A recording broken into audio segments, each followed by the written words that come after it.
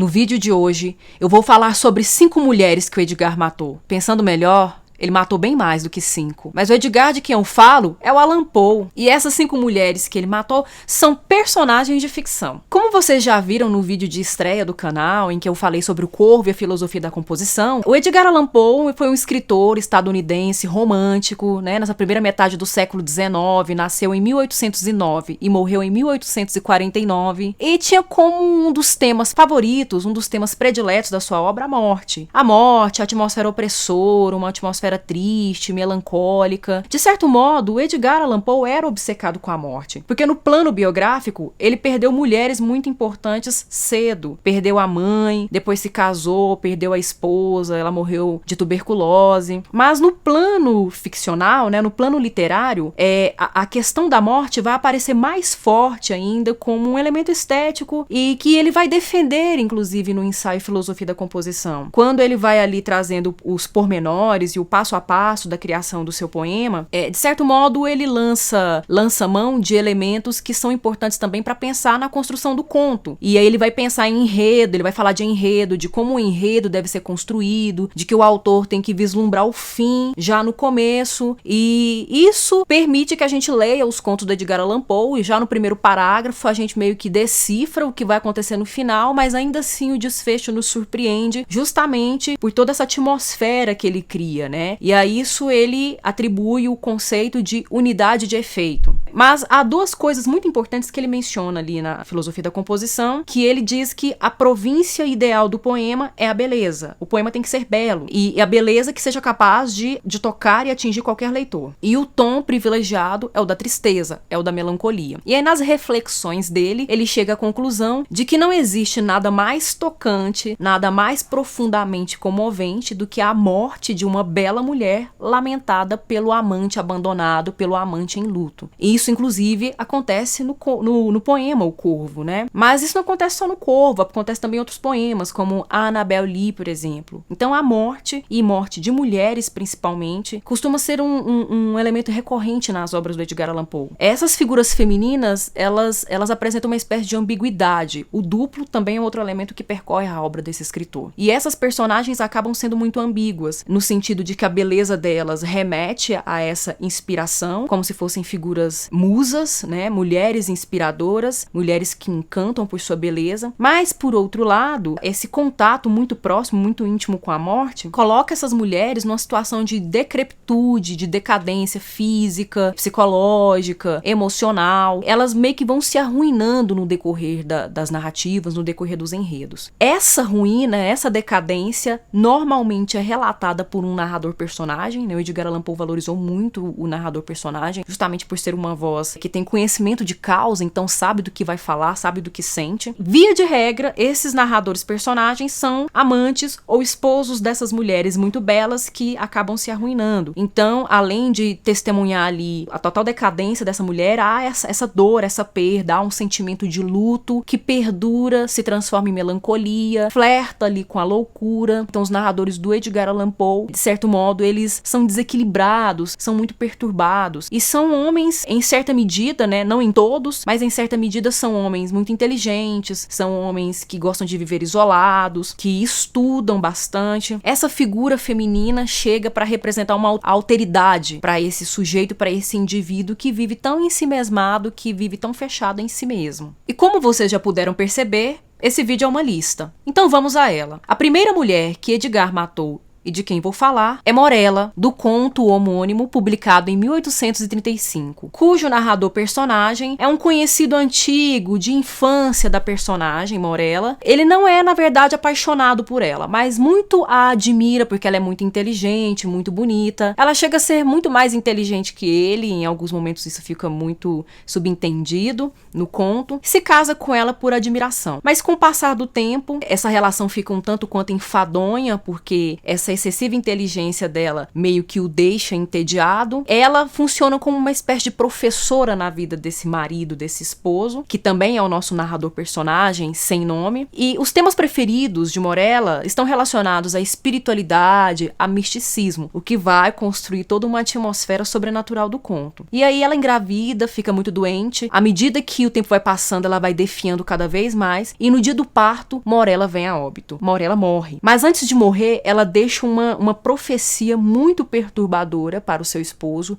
E essa profecia está relacionada à famigerada, né, no século XIX, a famigerada metempsicose, que é o mesmo que reencarnação. O desfecho do conto é interessante, porque parece que o vaticínio de Morella acaba se realizando. A segunda mulher dessa lista é Ligeia, do conto também homônimo, publicado em 1838. E esse conto também apresenta narrador-personagem. O narrador-personagem de Ligeia também é o marido dela, é um esposo, ainda não identificado, também é anônimo, mas ele começa a narrar a sua impressão, o seu profundo encantamento e a sua forte paixão por essa mulher, que, muito linda, além de muito linda, também é muito inteligente. Então a coisa da beleza feminina, ela aparece muito forte nesses contos. Ligeia é uma mulher de olhos muito marcantes, muito brilhantes, cabelos negros, como a penugem de um corvo, e esse primeiro casamento acaba não durando muito tempo, porque Ligeia adoece, misteriosamente adoece e morre. Então veja como os enredos acabam se repetindo de certa forma. O nosso narrador-personagem não se conforma muito bem com essa perda, o luto não é uma coisa muito bem resolvida, muito bem elaborada na vida dele. Um tempo passa e ele acaba se casando novamente. Ao se casar com essa segunda esposa, passa um tempo, misteriosamente também essa segunda esposa adoece e vem a óbito, ela falece, mas as imagens fantasmagóricas dessa esposa que começam a aparecer diante do nosso narrador-personagem se aproximam muito do corpo físico de Ligeia. É como se o cadáver de Ligeia ficasse a transitar pela casa. Esse conto é muito curioso, porque normalmente o Edgar Allan Poe não opta muito por deixar as explicações em aberto, ou ele não lança mão muito de elementos sobrenaturais. Ele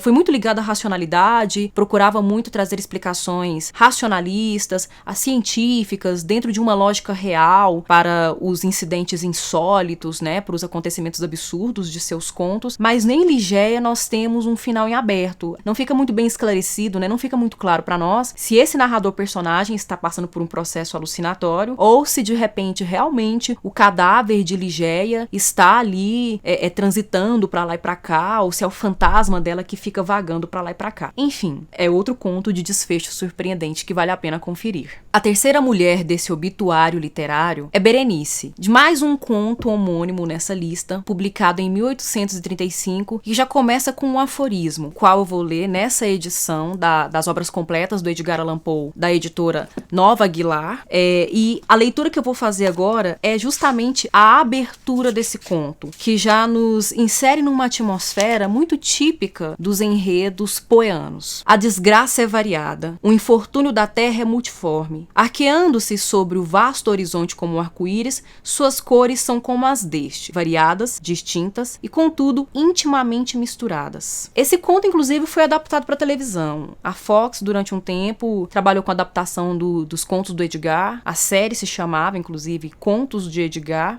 Foi feita uma adaptação do conto Berenice, se passava na cidade de São Paulo. E nesse conto, nós temos um narrador-personagem também. Ele aqui se identifica, o nome dele é Egeu, embora ele não identifique o sobrenome da família, ele identifica o seu primeiro nome, então o nome dele é Egeu. Um homem muito inteligente também, um homem muito perspicaz, mas muito ensimesmado, que se apaixona grandemente por sua prima Berenice. Então, ele conhece Berenice ali há um tempo, se apaixona por ela é linda, ela é encantadora, a figura dela meio que causa um contraste na vida dele, porque enquanto ele é melancólico e sorumbático, ela é alegre e cheia de vida, né, cheia de energia. Mas, novamente, nós temos uma doença que se abate sobre a mulher amada. E Berenice passa a definhar, né, a doença a coloca num estado de palidez, num estado de fraqueza, se torna macilenta, até sucumbir de vez. Só que em Berenice nós temos algo muito mais horrendo do que o que parece acontecer em Morella e em Ligeia. Porque, na verdade, quando Berenice morre e ela é enterrada, o narrador-personagem, o seu marido, fica muito obcecado porque a única parte que permanece saudável no corpo de Berenice são os dentes. Então, assim como lá no conto Ligeia, nós temos uma obsessão por partes do corpo da mulher amada. Lá eram os olhos, e os cabelos. Aqui são os dentes. Ele fica muito obcecado com os dentes porque eles permanecem inteiros, brancos, brilhantes, muito bonitos, mas ela vai definhando até virar óbito e ser enterrada. Mas o grande problema que nós temos nesse conto é que essa obsessão pelos dentes da mulher amada vai trazer uma série de consequências trágicas, horrendas, violentas, relativas à mutilação, àquela doença muito apavorante e horrorosa chamada catalepsia, e a uma prática que era muito comum em rituais antigos e que fascinava o Edgar Allan Poe, né, enchia o Edgar Allan Poe de curiosidade, que era a prática da tapocrifação. O que é a tapocrifação? Nada mais é do que um ritual em que se enterra uma pessoa viva, não se espera morrer. Então, esses três elementos, macabros e horrendos, vão ser muito bem explorados, sobretudo no desfecho do conto Berenice. A quarta vítima é Marie Roget. O conto Mistério de Marie Roget, publicado em 1842, traz essa personagem que não é tão fictícia assim. Baseado no assassinato da jovem moça Mary Rogers em Nova York, Edgar Allan Poe acabou construindo esse conto. Não é necessariamente um conto de horror, de mistério e morte, como aparece nas histórias extraordinárias, né, as antologias mais famosas desse escritor, mas trata-se, na verdade, de uma narrativa policial. É um dos belíssimos exemplares desse gênero literário, desse gênero narrativo nas mãos desse escritor. Em O Mistério de Marie Roget, nós temos como narrador-personagem o grande amigo de Auguste Dupin, que é um personagem que vai aparecer também em outros contos policiais, em outras narrativas investigativas desse escritor. Inclusive, o conto mais famoso do Edgar Allan Poe, que trata-se de uma narrativa policial em que o Dupin aparece, é Os Crimes na Rua Morgue, em que acontece o assassinato de mãe e filha, e o Dupin vai fazendo uma investigação a partir dos depoimentos e do que ele vai lendo no jornal. Então essa mente genial do Dupin também é explorada nesse conto. É um conto que flerta com os eventos reais, com notícias de jornal. Embora o Poe não tivesse acesso, ele não teve acesso a todas as notícias, ele não acompanhou de perto, assiduamente, todo o desenvolvimento da investigação em relação a esse crime. O modo como a morte, o assassinato brutal dessa jovem moça comoveu toda a cidade de Nova York, deixou o nosso escritor impressionado e ele veio a tecer uma narrativa a respeito disso. Nesse conto, ele faz menção aos crimes da Rua Morgue e ele faz menção a si próprio. Ele se coloca dentro do conto como um autor de um artigo que vai produzir uma reflexão sobre a montagem de quebra-cabeças, de peças que devem ser organizadas para se resolver um crime. Nesse conto, nós temos uma atmosfera lutuosa, mórbida, mas o tom investigativo e um certo teor crítico e racionalista também vão favorecer uma reflexão a partir do momento em que a gente pensa em como a morte é tão cotidiana, não só na ficção, mas na realidade. Então, entra aí nessa lista mais um conto de morte, mas agora não do gênero horror, mas do gênero narrativa policial. E o quinto cadáver que vamos dissecar hoje é o meu preferido. É o de Madeleine Usher, que aparece no conto A Queda da Casa de Usher, publicado em 1839, um dos melhores contos de Edgar Allan Poe. É um conto digno de ser lido à noite, na chuva, para você sentir a atmosfera que o autor consegue construir de verdade ali. Aquele conto, a filosofia da composição se realiza plenamente, porque já logo de cara, no início, você tem um narrador-personagem que é uma testemunha. Ele vai testemunhar uma série de acontecimentos trágicos, monstruosos, perturbadores e violentos. E esses acontecimentos envolvem essa família, Usher. Ele vai visitar o melhor amigo, Roderick Usher, que é irmão gêmeo de Madeleine. Essa mulher, essa figura morta, mórbida, fantasmagórica, tão perturbadora, mas também tão instigante nesse conto. Nesse conto também o Edgar Allan Poe explora a questão do duplo de uma maneira genial. De certo modo, Roderick e Madeleine se completam, mas se completam de uma maneira contraditória, de uma maneira conflituosa, porque eles são os dois últimos membros da família Usher. Após a morte deles, a família Usher simplesmente vai deixar de existir. Ela será extinta para sempre. Para piorar a situação, os dois irmãos gêmeos não se casaram. Eles vivem juntos há muito tempo. E no conto, de uma maneira muito incômoda, muito desconfortável, há em determinados momentos sutis sugestões, sutis indicações de que entre aquele casal há uma relação incestuosa. A Madeleine sofre de catalepsia. Essa doença que é tão estranha e costuma ser tão rara, de pessoas que entram num estado de sonolência, de sono, de dormência, que equivale à morte, perde os sinais vitais. Ele, além de ser doente, o Roderick, além de ser doente dos nervos, uma audição super sensível, ele escuta uma agulha caindo no chão, ele também parece sentir-se apaixonado pela relação incestuosa que está estabelecida com a irmã, mas isso é muito sutil. O Poe consegue dosar muito bem para nos deixarmos com pulgas atrás da orelha. Não é só uma pulga, mas são várias pulgas atrás da orelha. E ele revela um segredo muito obscuro para o amigo que vai visitá-lo, que é o fato de a irmã padecer de catalepsia, ele já tê-la enterrado viva. Então ela já foi enterrada viva antes, e isso é muito espantoso, isso é muito incômodo, ele morre de medo disso acontecer novamente. Se por um lado ele tem medo de enterrar novamente a irmã viva, também tem medo de que ela morra e ele não consiga identificar e não saber o que fazer. Então esse conto trabalha não com a morte necessariamente, propriamente dita, mas com a sugestão da morte, com a presença da morte de maneiras diluídas ao longo do conto. Todo o conto, do início ao fim, vai apontar para essa perspectiva, para uma perspectiva fúnebre, para uma perspectiva de sepultamento, para toda uma atmosfera melancólica mesmo do fim, da finitude da vida humana e da finitude do mundo que nos rodeia. É, de fato, um dos melhores contos desse escritor e talvez o melhor conto dessa lista. Bom, é isso. E para você que ficou com receio, com um pouco de medo do Edgar, não precisa ficar com medo não, porque infelizmente já faz aí quase 200 anos que ele não mata mais ninguém. E para quem gosta de listas, fique à vontade para sugerir nos comentários. Eu fico por aqui, até a próxima.